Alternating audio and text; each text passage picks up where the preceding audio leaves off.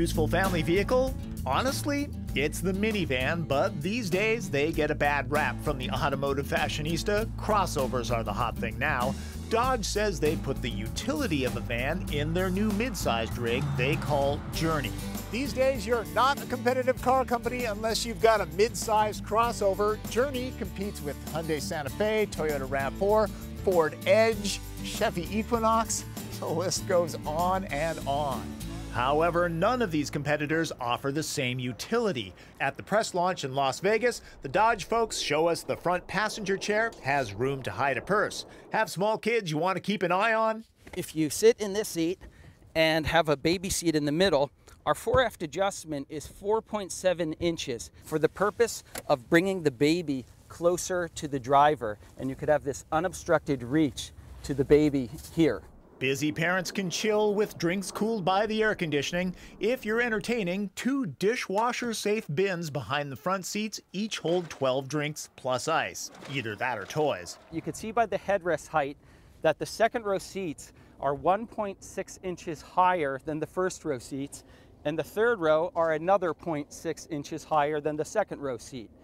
We learned this early on with our minivan expertise, that people in the second and third row seat can have a better well-being and a command of the road, just like the driver, by being able to see up and over the seats in front of them.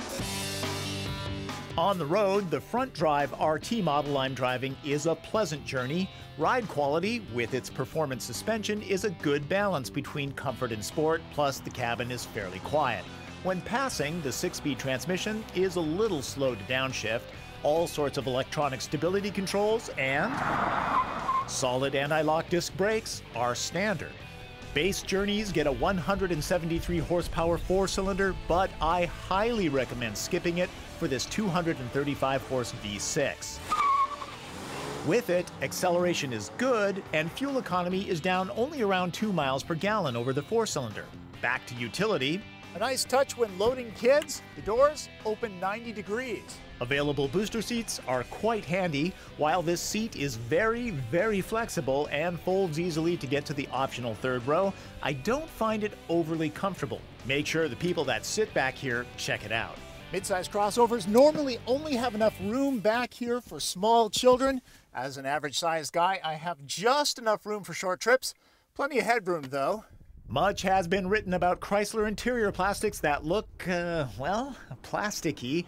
Journey gets a welcome upgrade, though it's still not best in class. Personally, I prefer the faux aluminum trim in the mid-level SXT model best. 6 airbags are standard, and aircraft-style reading lights don't bother the driver at night.